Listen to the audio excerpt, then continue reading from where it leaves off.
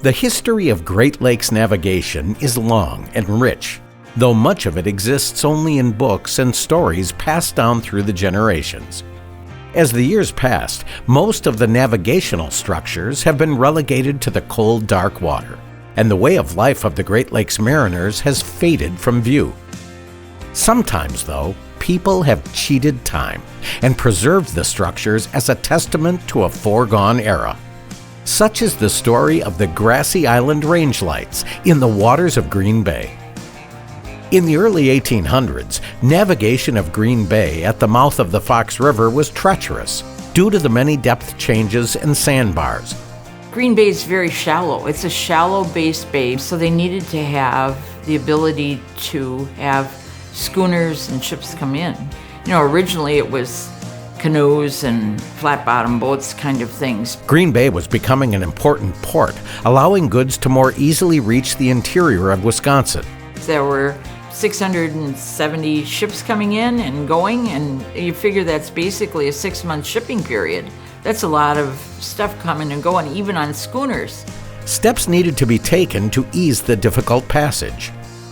In 1867, a channel was dredged 20 feet wide and 13 feet deep from the mouth of the Fox River to Grassy Island, which was the natural drop-off where the bay takes over in terms of depth. This made the Grassy Island Range Lights essential. When approaching the port of Green Bay, the Grassy Island Range Lights and their tenders provided twin beacons used to ensure safe passage.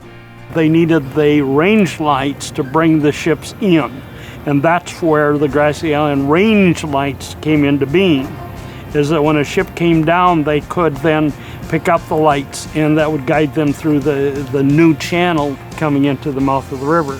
Those are things that keep us safe on the water. It's a navigation structure. It's something that we look for when conditions aren't so good to keep you from running aground. The unique characteristic of range lights is to help the people navigating boats by watching how those lights line up. They steer the boat according to that. Eventually, though, technology and the continual pounding of the turbulent Great Lakes environment threatened to make range lights obsolete. This story could have ended right there, but each time the lights were scheduled for demolition, people stepped up and just wouldn't let them go.